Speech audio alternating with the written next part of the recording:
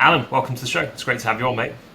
Thank you. I appreciate it. It's nice to speak to you in person, face to face. Having followed some of your stuff along for quite a while now. So thank you for having me. It's a pleasure to be here. Likewise, mate, as well. I've always followed your stuff, so it's good to finally get you on the show. Just to begin with, as per tradition, can I get you to walk us through your background, kind of where you started, and just bring us through to the current day?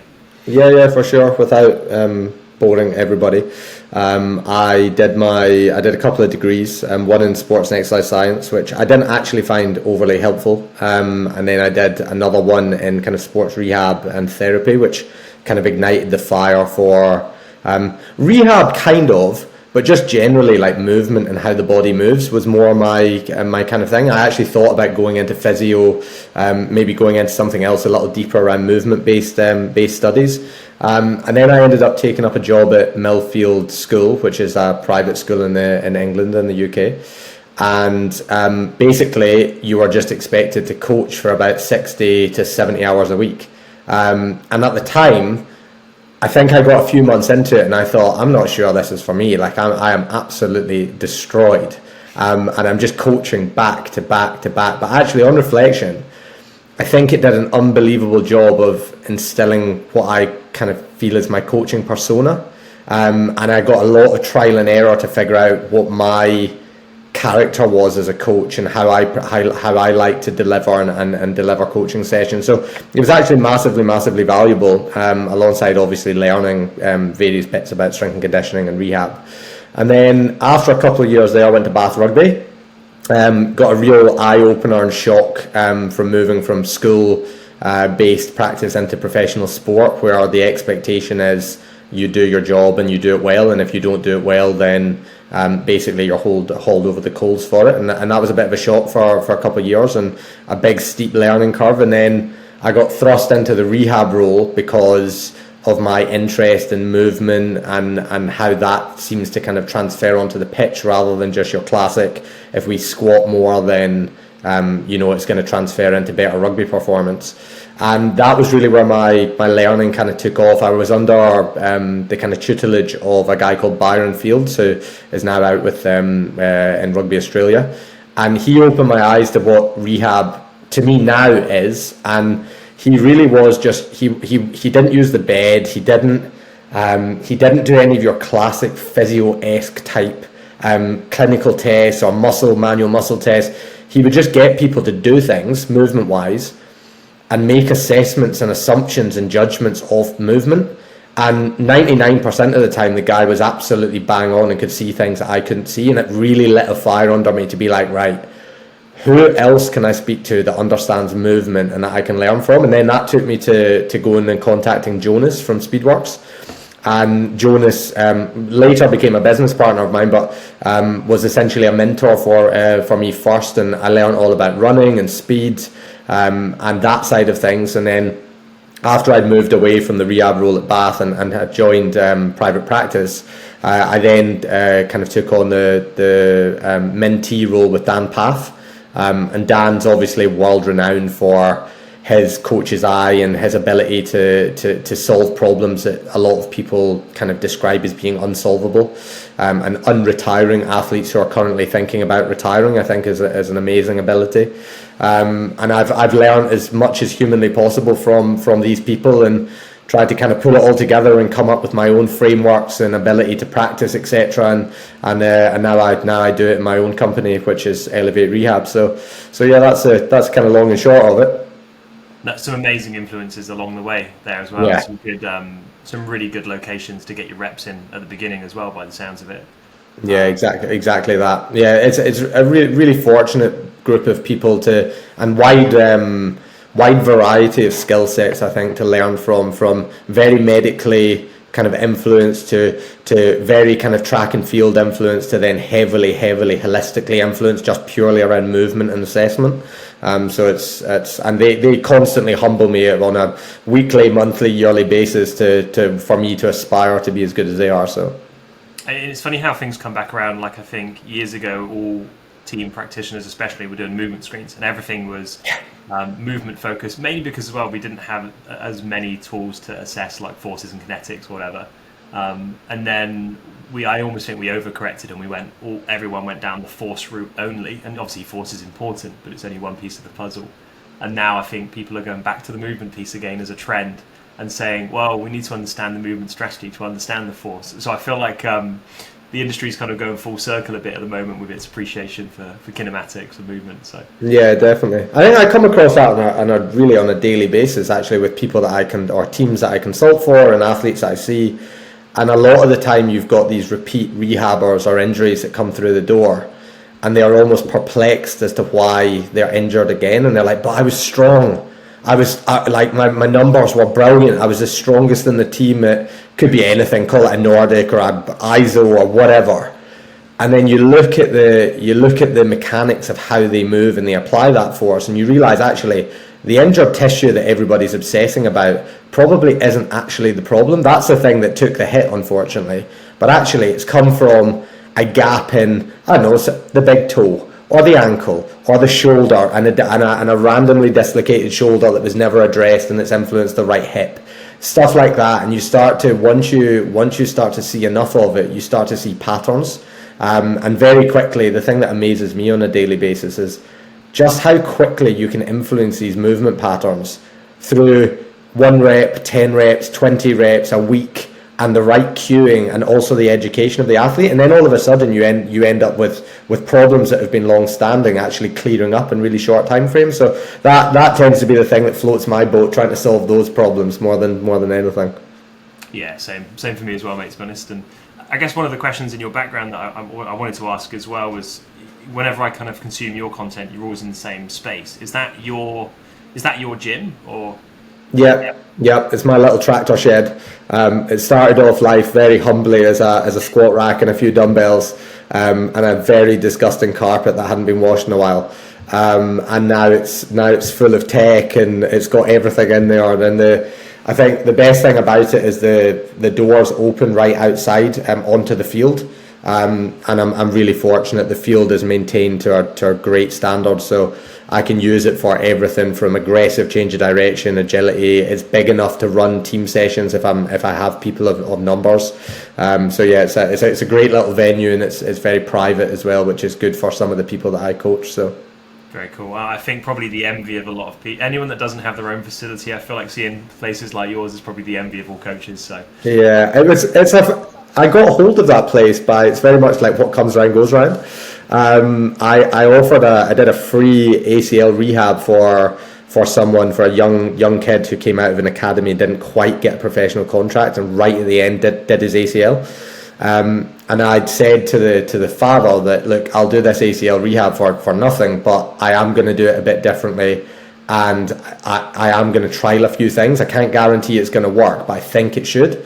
And ultimately, the dad was actually the owner of the site that I now run, and his rehab went amazingly, and actually still to this day forms a really, really strong thread and foundation of what I do in practice these days. So yeah, it seems to be swings and roundabouts, I think. Yeah, that's an interesting story. For today's conversation, following on that, let's kind of keep rehab as the key overarching theme. You're very well known for speed stuff as well as other things, but speed is definitely something that's something that I've noticed in your content is a big area for you. Can we talk about maybe your approach to developing speed first? Can you kind of walk us through that broadly, and then we can riff off into different tangents? Yeah, for sure. So within rehab, speed obviously plays a huge part of what I do. Like, you can see it in the content, but I've been calling it a speed-based approach. And essentially, what a speed-based approach is it's these high-intensity actions. So I define high-intensity actions as acceleration, deceleration, change of direction, and max sprinting. So these 4 big key areas. And breaking those qualities or those abilities down, and actually, when I'm rehabbing, linking everything to those 4 areas. So when you'll see the content on Instagram and people are running fast and running PBs and doing various types of running within the rehab framework itself. But leading up to that, everything I'm doing in the rehab process is some type of derivative of that ability. So if we think about like acceleration, for example, the goal is to displace yourself horizontally as fast as possible, but to actually be able to achieve that, you've got to be extremely forceful, and probably even more so in terms of rate of force, and that's probably through the posterior chain more so than anything else. You've got to have incredible elastic qualities through the foot and the shank so that you can actually bounce off the floor and do it again. And you've got to have great kind of mobility, stability, control around the pelvis so that you can generate these big shapes and then snap out of those big shapes, which is what Ken Clark talks a lot about. So a lot of this speed-based approach is underpinned by the speed science that great scientists and researchers have done before. And then if you go through the different HIAs, decels the ability to radically drop your center of mass and halt your momentum as quickly as possible. And to do so, you need huge amounts of eccentric control. You need to be able to flex and couple at the ankle, the knee, and the hip.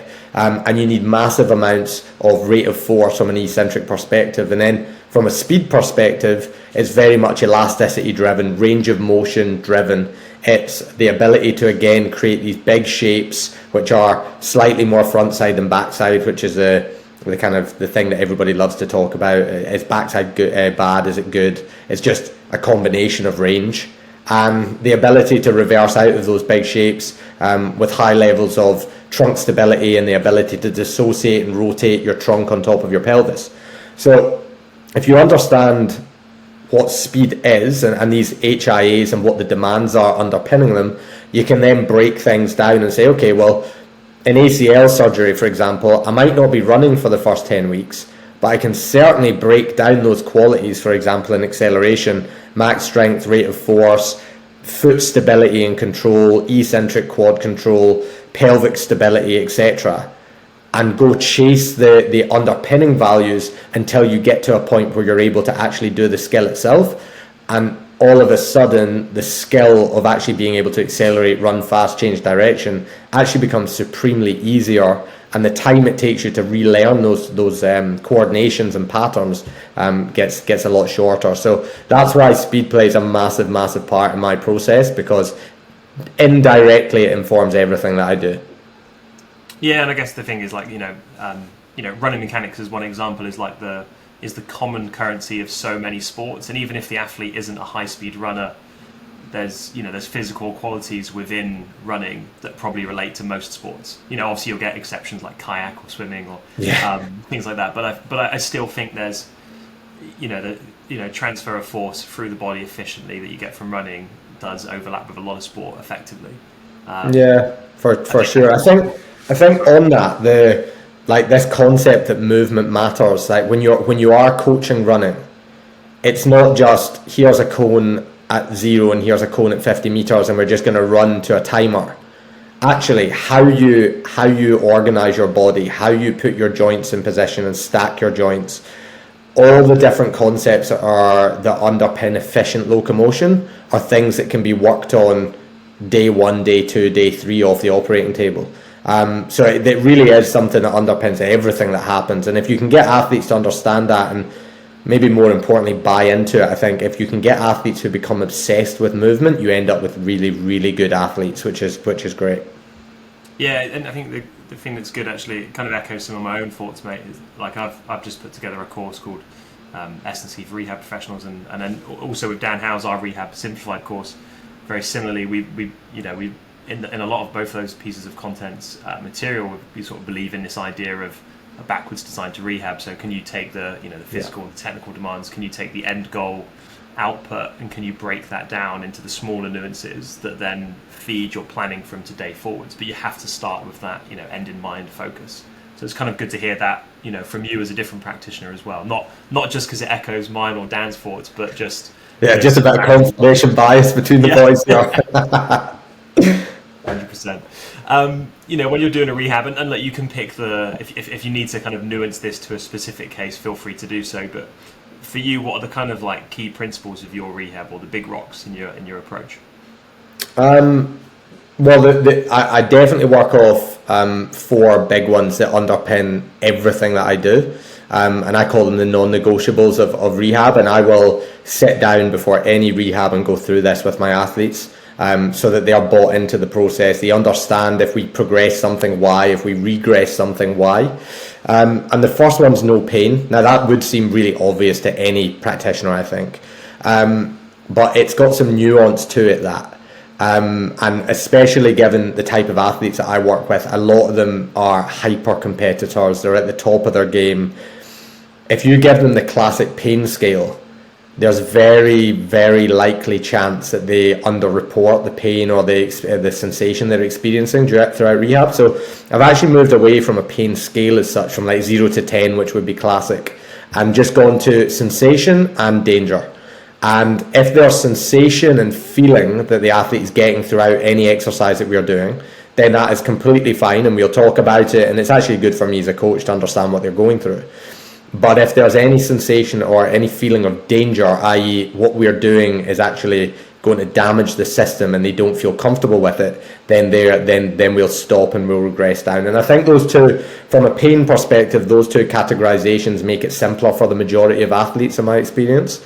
So that'd be the first one, the no pain rule. Then obviously no response. So that would be acutely, I don't want to see knees swelling, blowing up. I don't want to see grimaces on faces. I don't want to see dramatic reductions in range as they go through an exercise because it's clearly not comfortable. But then also looking at the 12 and 24 hour rule. So just checking in with them and understanding what's going on 12 hours post. There's often an adrenaline that goes with, I've moved up a stage in my rehab, this is awesome, I'm ready to kick on, but actually 12 hours later there's a bit of a negative response. We've lost a bit of range, there's maybe a bit of puffiness, something's kicked up with a little bit of achiness or crankiness in the morning. So that would be the next one. And then I'll work pretty heavily off physical output. So I pretty strongly believe that if you're doing an exercise and I monitor almost everything, it's very objective and there's a lot of data taking.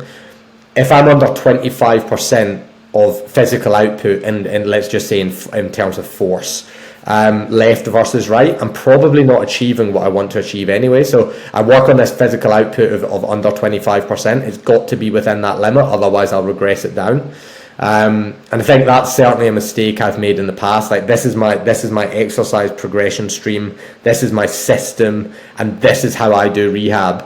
And even if an athlete can't do it, it's like, well, you're in my system and you'll keep doing it. Well, no, you've got to be a little more responsive, and physical output is certainly something to judge that on. And then the final thing is this technical threshold. So I think every exercise should have, in the coach's head, some type of technical model that we're working towards. For example, in an acceleration, we want to see hip extension and hip flexion happen at the same time.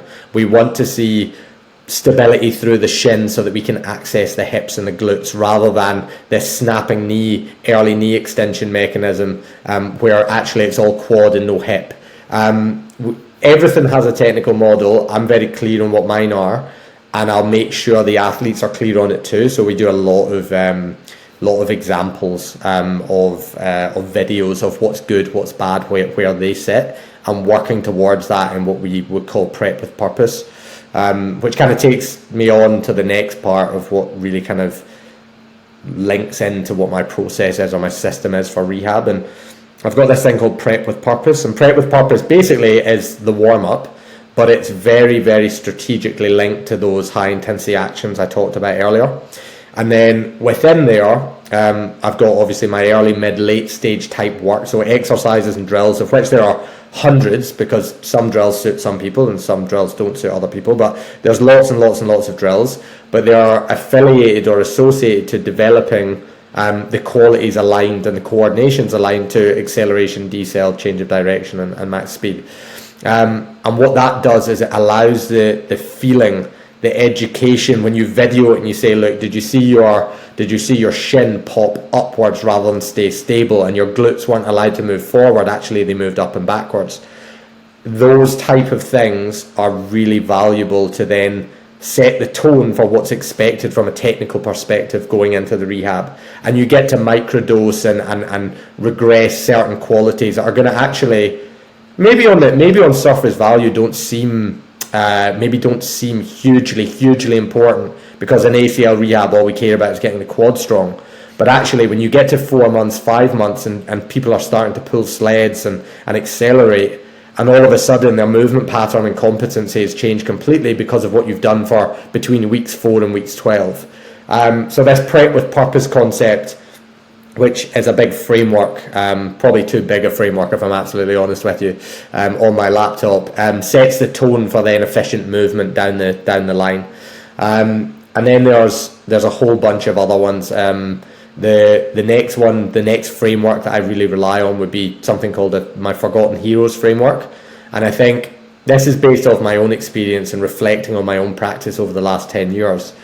It's so easy to forget the little things, hence why the Forgotten Heroes. And those Forgotten Heroes really are joint function would be the first one. So I use something called a compass protocol, which is basically just looking. I actually use the output device for this. I'll strap it onto people and look at the ranges that can be generated, and just a basic dynamic warm up where you're looking at hip flexion, hip extension, internal rotation, and external rotation, and just understanding, okay, where do the joint limitations lie here, and can we do some very clear mobility and stability work to try and influence that particular joint and the function that it has. So internal rotation, for example, which is, everybody loves internal rotation these days. Right, you look all over Instagram and there's just an internal rotation drill, like a derivative of it for about 100 different progressions. It's crazy. But especially if I'm going to implement this fast to fit speed-based approach, where I'm going to get you running faster with more intensity earlier than potentially previous rehabs would have done, or historical approaches, well, I need you to be able to generate internal rotation at the hip on swing, because I need you to be able to stretch your glute and get that trampoline effect through your glute so that you can retract quickly and hit the floor with force. Because if you can't do that, then we lose all the system stiffness, we lose all the force done quickly, and we end up with inefficient running, not efficient running. So this compass protocol is a really nice way of going about doing it. Or I say really nice, it's a really time effective way for me when I'm working with somebody to go, okay, there's this, and this, and we're going to target it. And then the other one, or the other ones in Forgotten Heroes, would be the foot. So there's a Frenchman called Romain who has been a big influence for me here in training the foot.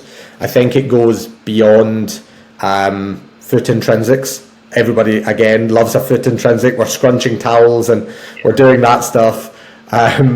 But actually, I break it down into training the big toe, the forefoot, the bridge, and then the functional foot. So the functional foot being the foot that's able to pronate, supinate, dorsiflex, plantar flex, and then also within that be able to mold itself to different surface types and different surface angles.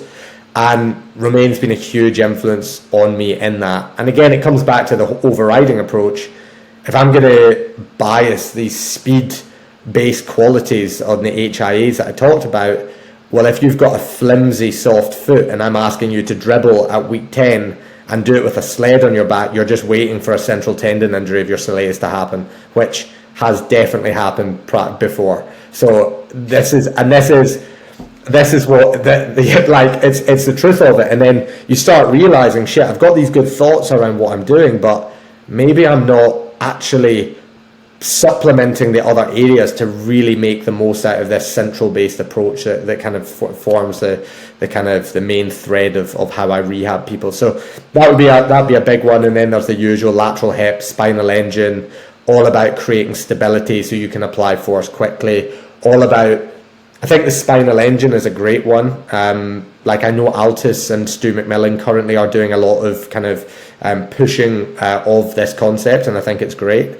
And the reason it's great is because I think when you have an injury like an ACL and things have locked down and got inhibited and your body's on full guard mode, everything locks down. You don't want to create freedom and ranges of motion that are going to enhance force. So everything locks down, gets stiff, gets stuck, gets bound, and the spinal engine type work frees up that lateral flexion and rotation that has been found to enhance forces down into the floor through the contralateral hip. So all of these little things that maybe would have gone amiss in my 10 years ago programs now actually form a massive fundamental component of what I'm doing.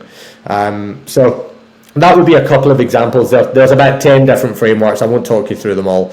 I think otherwise people will fall asleep at the wheel. But that kind of gives you an idea. There's a lot of things around there that underpin this high intensity action-based, speed-based approach to help people have the underpinnings and physical qualities that help them run more efficiently and ultimately return back a bit faster than when they left.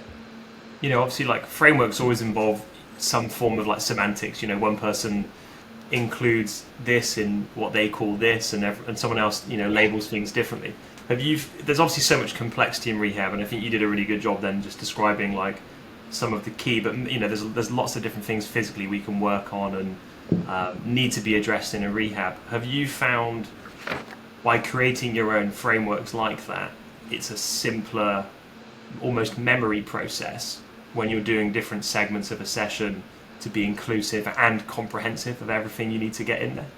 Oh, 100%. Like, if you're an individual rehab coach and you're coaching an athlete, there is so many things that are going through your head at any one moment in time.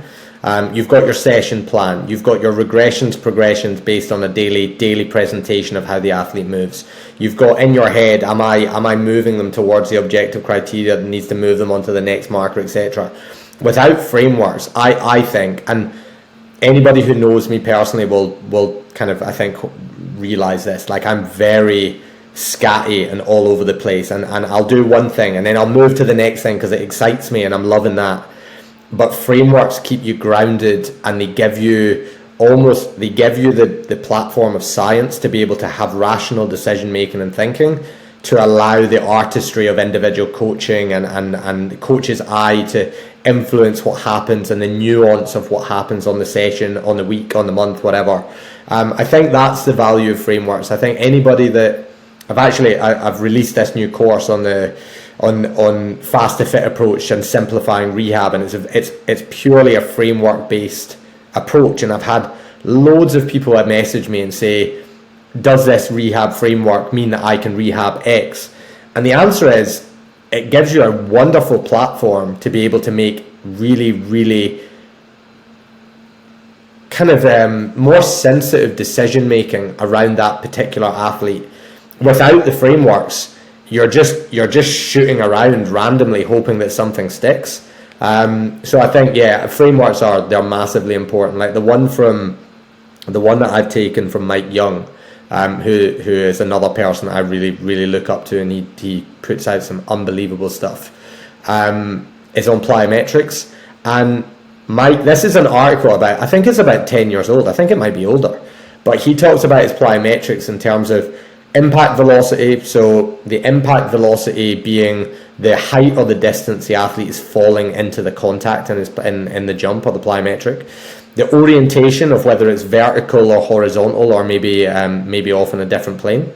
And then the external load that the athlete has or does not have will influence the impact velocity, and then therefore the stress of that collision in that particular jump or plyometric. And then within that, or the next layer, is the collision time. So how does the collision time impact the stress of the exercise? So the surface, the footwear, the cueing even that you're giving the athlete. Do you want them to land and find a power position over time and then push out and power out, or are you asking them to attack the ground and get off the floor as quickly as possible? All influence the strain rates that an athlete will experience. And then the final one is his load distribution. So just simply via stance, is it bilateral, unilateral, or multi-stance? And I think that's a framework for plyometrics. Now you could take any plyometric you want, hurdle jump, drop jump, box jump, call it whatever you want, and apply that fundamental framework to it, and all of a sudden you've got infinite possibilities of regressions and progressions that may or may not be appropriate for that individual at that moment in time. It's an example, but frameworks to me are absolutely pivotal because it allows me to make better decisions in the moment with the athlete. Yeah, no, I appreciate that. It's good. I'm realizing that a lot of the things you're saying, I'm nodding along to. You're just saying it more eloquently than I can process in my own head. So you're making my own thoughts a lot clearer for me. So I appreciate that. So we've covered some of your key principles, and I'm very aware you use, like a variety of tools and tech as well. Can you walk us through maybe some of the ways that you use objective markers? Maybe you can use new examples or use some of the ones you did from your own principles, but what do you use and why for objective markers? Yeah, for sure. So I think one of the ones that, again, we'll stay on the topic of ACL rehab, one of the ones that gets a bit of traction and interest. Clearly, your quad strength is a huge thing. It's been proven, I think, anecdotally and experientially, it's hugely important in ACL rehab. If you've got weak quads, you're dust, basically. And historically, the isokinetic dynamometer, so the iso-K would be used to assess, are you strong enough to return to X, Y, Z, potentially change of direction and agility type stuff. But I actually, so for a couple of reasons, the first reason being ease of use, like the iso-K usually tends to exist in a research facility, and or if you're lucky enough to be able to get one, they're bloody expensive. So what I do to actually do the same thing, but slightly differently, is use the output device. What I'll do is I'll stick the output device on somebody's shin doing a leg extension, and I'll load up that leg extension on the non-injured side, and I'll ask for, if it's early stage rehab, I'll ask for a 20 rep max. If it's mid stage, I'll ask for a 10. If it's late stage, I'll ask for a 5. And the amount that somebody can lift on that relative to their body weight will tell me whether they are weak, they're in the middle of the pack, or whether they're bloody strong. And I've got my numbers that I would tell you them, but it's irrelevant because it's my own leg extension machine and it won't match anybody else's leg extension machine. So if you're on a cable and use my numbers, you're probably going to be miles off. So I'll stay away from telling you the numbers. But what it does is then it gives me a range of motion metric, and it gives me a velocity or a mean angular velocity metric. So I've got two things. I've got how fast can you move this weight, and how much range can you generate moving that weight. And then what I'll do is I'll use the same load, so a 20 RM load on the left, whatever that was, let's say 20 kilos, and I'll stick it on the injured leg. And I'll say, okay, show me what you can do for 5 reps, and let's have a little look. And if the percentages are miles off, I use 20% as my cutoff. If the percentages are miles off, we've got a lot of work to do. If you're within 20% from a mean angular velocity and range perspective, I know that you're getting there from a quad strength perspective, and that probably gives us the ability to know, okay, you can tolerate a knee angle that's probably going to be in and around here, and when you run, you're going to be able to tolerate the kind of starting streams of mini drills and drill based running, which is the starting point of my fast to fit approach. So that would be one way. And then if we look at, I call them big mountains, so there's like big mountains in every rehab. There's a return to running, then there's a return to change of direction and agility, and then there's a return to training, and there are these big mountains that people have got to kind of navigate over that are big moments for them.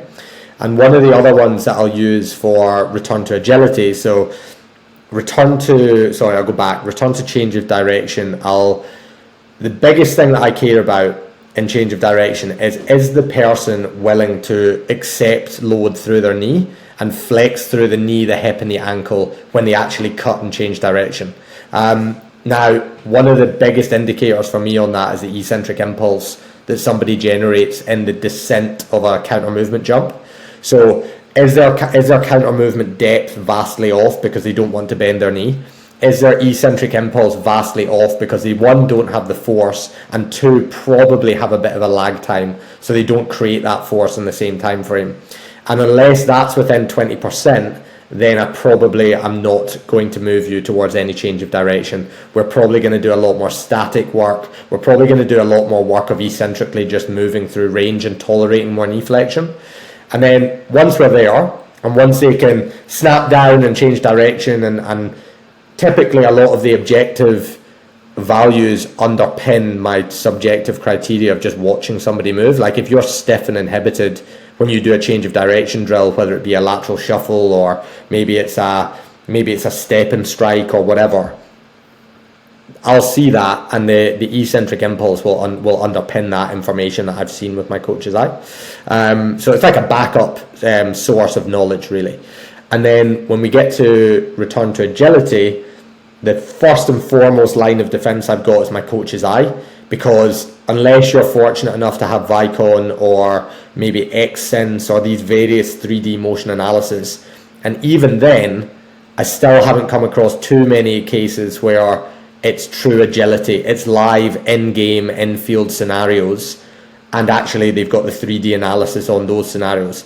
So I'll use my coach's eye to understand, do we have inhibition and movement deficiencies going on through the chain?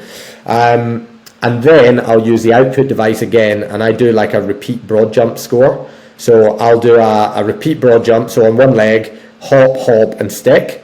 I'll take the distance that somebody can jump. I'll take the contact time of the middle jump, so there's one contact, and that will give me basically an RSI. And if there's a huge gap between the two RSIs, that's my first port of call. And then I'll also be looking and filming that as well. So it's not unusual for athletes to have a broad jump RSI of within 10 to 15%. And then you look at it from behind, or you film it from behind, and actually you see a huge rotational strategy, a massive arm swing to try and compensate for the lack of force producing capabilities on the floor in that short time frame. So I'll use those two in combination. If we get there and we're in within the 10-15% bracket, then I'll start progressing the complexity of my agility drills. So those are kind of the key objective criteria that I'll use to really make sure somebody's okay to step over that mountain or climb over it in this case. Yeah, I love to be honest, like, you've been very modest in sort of saying, about, the budgets of like isokinetic machines and motion captures in labs and all those things. But actually, I think, like, you undersell the value, I think, almost of how useful it is to test athletes in the environment that they actually train in. And like, I've seen this with, isokinetic machines. You could, you've got your athletes, and from day one, let's say they're rehabbing on your leg extension machine. There's no better machine really for them to test that leg extension on than the one they're used to, because at the end of the day, like, you could send them to a lab and get their isokinetic score done, and then you could probably do nothing for the next 2 weeks with them, send them back to that same isokinetic machine if it's the second time they're using it, and they'll get a better score because of task familiarity.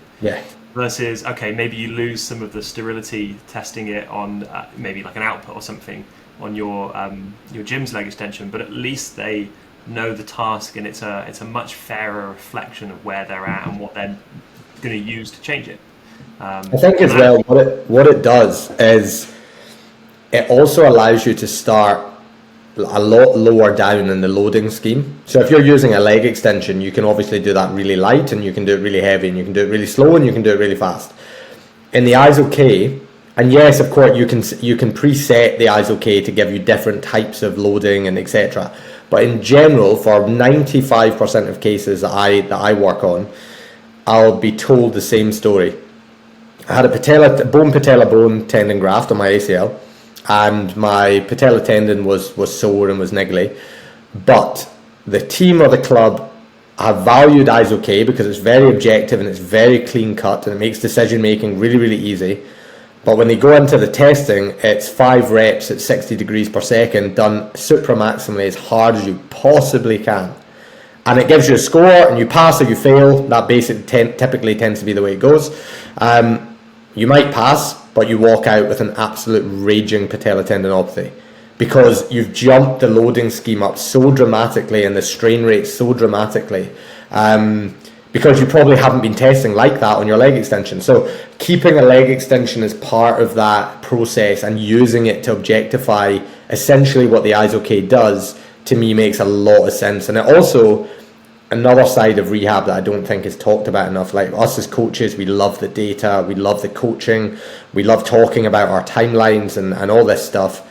But actually the psychological response of the athlete who's gradually chipping away and beating their goals on the leg extension with this angular velocity score, it takes away the stress of, oh, by the way, mate, at month 7, you've got a test that either determines whether you're making it or breaking it in this rehab. And there is a hell of a lot of pressure. And although athletes are designed to tolerate pressure, and pressure is a good thing, I actually think in that particular instance, I've seen that go the other way so many times. So to use something that's consistent, like you said, is familiar, and still gives us, to be honest, I've done somewhere between 70 and 80 of these now, where I've gone through those athletes doing their output leg extension versus the ISO-K. The scores come back almost exactly the same. So it gives me a lot of confidence to be like, actually, this test is really robust, and gives me the confidence to say, do you know what? Actually, yes, we are, alongside all my coach's eye metrics, we're good to go here. We're cruising through this. Yeah, I kind of have my own little concept that I just say like session embedded testing, but I like to, I find from a research and from a more academic perspective, you want these kind of clean testing days in lab spec settings. But for me, I like this idea of kind of session embedded testing where I get the frequency of snapshots. And even in an uninjured athlete, if I'm testing within sessions, or if I'm using things like isometrics on hardware as a training tool, it's great because I get these little snapshots of force that build up my almost like my metric library for an athlete, and find it might not be, it might be the fifth exercise they did in a session and that's not perfect, but over time, if it's an uninjured athlete, great, I've got a bigger idea of their norms, if we just want to call it that. But then equally, if they're rehabbing, I feel like I can decipher between signal and noise. If I know what day by day, week by week, their leg extension scores are, and then I see different scores, I know it's an outlier versus, if it's that one timestamp, like you said, on the big test day that they're probably nervous about at the end of the day, then I think there's a risk you can really overcorrect a program from that big test day compared to if you've got the frequency of data snapshots. 100%. That rings really true. I think we'll talk about kind of movement and coaching in a second, but I guess to lead to that and following this, I don't know whether you've been around, motion capture more, but I feel like you get this, and I'm probably bastardizing the saying, but like jungle tiger, zoo tiger scenario where we take these athletes that move well and we want to look at their movement, injured or not, and we put them in these lab settings. And it's a bit like if you've ever gone in a running store and put new shoes on and run on a treadmill, and they're watching you, and you can't, it's like you're drunk, you're not quite sure how you're moving, if that's how you normally move. You become very self-aware and maybe unreflective of your environment that you normally move in. And I feel like we take athletes and we put them in these really strange lab settings, and I've been in them, and you run on a treadmill with motion capture markers on you, and it just doesn't feel like your normal running. You just can't quite get to your normal state. I don't know, like, how do you kind of approach, your coaching eye, but then also like appraising like movement skill, like the bigger picture of movement? Yeah, I definitely agree with that, by the way, 100%. I actually did that with an athlete. They had the little headband on and they had the little balls everywhere, and they started doing some mad stuff, and I was like, what are you doing? And he was like, it feels really weird. It feels so weird. Like, why am I'm trying to step you, and in that process of evasion, and I'm going to go up and I'm going to move and I'm going to show my head and move around and put one leg out but actually step off the other leg. But then the researcher's like, oh yeah, no mate, you can't do that. You have to put your leg on the force plate. It's like, it doesn't really replicate what actually happens. So yeah, I think coach's eye for me, and this has been my biggest shift over the last probably 5-6 years. I trust my coach's eye more than I trust anything in any type of objective criteria. I watch so much movement, and like you said, the embedded testing, it doesn't even need to be testing. If you're watching somebody move for 6 months and you've known them historically and you know how they move, you have this blueprint of movement characteristics and movement signatures, if we want to be really fancy with it, that actually is optimal for them. Outcomes happen positively when they do this type of movement and they do this type of stuff. And actually we're miles away from it right now because of, for example, we have limited knee flexion. We actually have a massive contralateral pelvic drop, which is limiting swing leg recovery. And that's meaning that we have to over push them. There's a million things on the movement scheme we could talk about, but if you are able to break down movement, and this is where Dan Path has had such an influence on me, of having the confidence to actually take a video, break it down into these anchor point movements, toe off, touchdown, full support, and that could be for acceleration, deceleration, change of direction, jumping even, and you start to recognize actually there's big glaring gaps between toe off distance, for example, or hip extension, or actually we have a massive hike of one shoulder to compensate for the lack of hip extension on the other side. And the more you watch, the more you start to recognize that it's just patterns. It's not some God who's given you this God-given coach's eye. Some people do certainly pick it up quicker than others, is what I've experienced. But I think if you dug under the hood a little bit, they just watch more. And the power is in the perception of patterns. I really love that quote because I think it's so true. And I've watched so much now that in ACL rehab, I've got probably about 10 different types of patterns that stand out like a sore thumb for me. So, for example, somebody's accelerating, and a heavy sled or resisted running is just such a beautiful tool, because if you coach them right, you help them get specifically stronger, which linked back to the underpinning qualities of acceleration is a great thing. But it also teaches them when they're moving badly, and it also teaches them when they're moving well. So one of these things that I see is called throw to float. So instead of generating the propulsive qualities necessary to displace their hips forward with their stance leg, they probably don't have either the eccentric or isometric qualities around the quad to support that position to extend their hips. They lack strength on that side, but the body's really clever. They've got to go forwards, so they kick and throw their leg out. So instead of shooting out like a torpedo and pushing through one leg and flexing through the other leg to create this really nice posture and go forwards, they kick and swing and cast their leg out, and I call it throw to float, because they throw their leg out and the resultant trajectory is that they float upwards. So that would be one really, really good example. And I don't need an ISO-K, an RSI, any type of test to tell me that person lacks the ability to create force down and through the floor in those deeper angles of knee flexion. So we're going to go away and work on that through combination of specific isometrics, whether it be against a prowler, whether it be actual max strength recruitment through the knee extensors, and in conjunction with still doing the task of resisted sled accelerations, but just doing one step and doing it from a 3-point start, and asking them to wholeheartedly focus on what they do with their stance leg, not their swing leg. And all of a sudden you start to see hip extension before knee extension.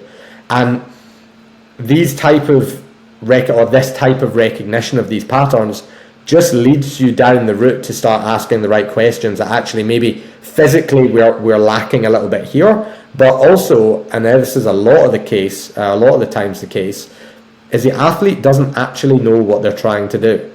So they're trying to accelerate, but they think that to accelerate they've got to go forwards. But to go forwards in their head is to lean forwards and try and get their body weight and momentum falling towards the ground.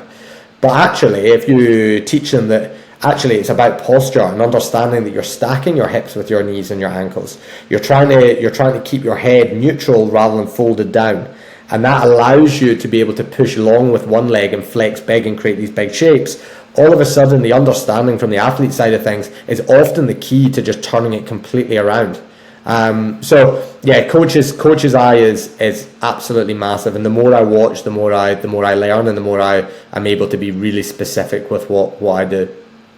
Yeah, I'm aware from your content you obviously use some like video systems as well. Not motion capture necessarily, but like phone-driven systems. How often and how much are you using those? I guess within your quote-unquote. Yeah, so that one. So I use something called Breakaway, which is basically you just film somebody doing a run. And it will give you the basic system. I think will give you contact time and flight time and speed, which is still pretty bloody good.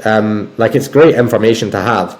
I've created like my own dashboard in conjunction with a biomechanist at Breakaway, and I actually look at I call it stride cycle data. So we look at, without getting too deep in the weeds here, this'll bore the brain off you. We're looking at triangular velocity through the running cycle. So the leg, to simplify it, the leg moves behind the body and in front of the body, behind the body and in front of the body, over and over and over again in the running cycle when you're sprinting. Now I can break that down into 4 phases. So when your leg if you think of your leg up tall and you strike the floor, that's early extension. when you hit the floor to pushing your leg behind you, that would be late extension. Your leg coming off the ground and then level with the other leg is called early flexion. And then the last bit from that point up to the top again is late flexion. So you have these four points in time. And the data or the app will track the limb velocity left and right through these different four things. So now we have a diamond shaped graph, and the graph indicates the velocity on the different plots. And I'll overlay them, and very, very commonly what you'll see is a gap in this early and late extension. So the willingness to, one, attack the floor from atop, and two, utilize the floor to push your leg behind you to create propulsive energy. And that's not surprising if you've done your ACL or a hamstring, for example, because when you've done your ACL, the body's inhibited about driving all that force down and into the floor, into the knee. And similarly, it doesn't necessarily want to be caught in these big, long, extended positions. That's why regaining early knee extension is so vitally important. It's hugely linked to the gait cycle, and if you don't get it back, you're in trouble. But on the flip side, if you've done a rec fem, and that energy of bringing your leg back through in front of you is actually the stressful moment on the tendon and the tissue. Well, actually, there's going to be a big lag time in that early flexion where the body really doesn't want to be elastic and bring it back through. So I'll look at these, plot them, show them to the athlete. I'll see it before I plot it, but it's a great way for the athlete to be like, oh wow, because they're not a speed coach. They haven't watched 100,000 videos of somebody running. They've watched like 2 and they still don't know what's going on. So if I can plot it on a really simple graph where the gap is very different for them to see, all of a sudden there's increased buy-in to the reactivity drills or the extension drills or the stance phase drills that we do in our Prep with Purpose framework. And then we have athletes who are educated and they're also inquisitive about how they make themselves better. And I think that it's probably one of the reasons why I think rehab is so valuable. It's crap when people get injured, and it's not a nice process as an athlete to go through. But what you do get if you do it right and you instill the right frameworks is this ability to educate them to the point where they almost become their own mini coach. And I've seen athletes who you would never in a million years think would buy in to like the real nuance of mechanics and biomechanical efficiency and just moving well. Big egos that don't care because they get paid loads of money. And I'll get messages on WhatsApp with a quick video of him in the game saying, "Oh, bro, what do you think? Like, do you think my X could be a little bit better?" And when you get to this stage, you end up, I think, with a completely different beast. To be honest, I think you end up with a wonderful, engaged athlete, and I think that sometimes is the real value behind good quality rehab. Yeah, and I guess look, they're competitive. You know, they might be a high-profile athlete, but they're still competitive, and that you know, if they can see the value in how they can improve and progress, even though they're at a high level, it's still inherently within them. I feel like you just, as the practitioner, have to find a way to gain their trust and their appreciation of what you're trying to do. But that's huge, man. But I'm aware of time, and I know this is probably quite a busy time of the year for you with coaching and rehab. So I appreciate your time today. Where's the best place for people to find you and follow you? Yeah, well, firstly, thank you for having me, mate. It's a pleasure to talk to you and have me on. Realistically, I'm only really active on Instagram. I'll try and showcase as much cool stuff as possible, rather than try and just kind of bore everybody with the details. I just show athletes doing cool things. And then also recently, I've released this Fast to Fit rehab course alongside Rob Pacey at Sportsmith. And if any of the stuff that I've talked about has kind of got your attention from a frameworks perspective and a framework-based approach to rehab, what the guys at Output have done, I think this is so cool. They are offering, if you buy the course, they're offering to send you an Output unit free and give you a subscription free. So you can take the concepts of the frameworks in the course and actually use them on yourself, use them on your athletes, to experience using the frameworks firsthand rather than just taking my word for it, which I think is just a really, really cool concept. So if anybody wants to actually practically go through what I'm talking about, then that's a really, really great opportunity to do so. Cool. Cool, perfect, mate. Well, thank you for your time, and yeah, thanks for coming on the show. You've been one of the many names that we've wanted to have on the show for a while, so good to finally get you on here. Yeah, thanks, mate. Cheers for having me.